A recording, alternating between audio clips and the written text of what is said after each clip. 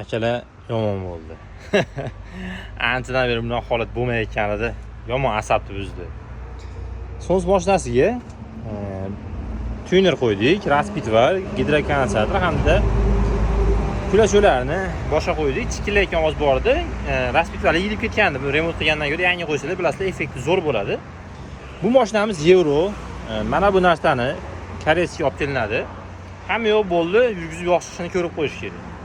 Bu holatda mana bu joyda raspitval datchik bo'ladi. Mana shu raspitval datchik mana joyga kiradi. Ko'ryapsizlar, bunda kirmayapti. Sababi bu tremblorli so'ns mashinasini raspitval nay bo'ladi. Hamma yo'g'i tunerlar bilan qo'yilgan.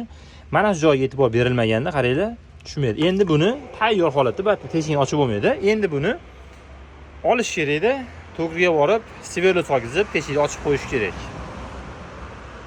Shunaqasi ham onda-sonda bo'lib turadi. Jicha asab buzildi, lekin iloji yo'q. Iloji yo'q, buni endi boshqatdan olinadi. Mana shu joyiga bitta sverlo solib qo'yiladi, bo'ldi. Ozgina e'tiborsizligimiz sababli anchagina vaqtdan yutkazyapmiz, hamda anchagina asabimizdan yutkazyapmiz. Nima qilamiz endi, boshqa iloji yo'q. To'g'rilab beramiz. Shunaqa sizlarda ham bo'lib turadimi? Bo'lib tursa kommentariyaga yozib qo'yishingiz tasdiqlansin.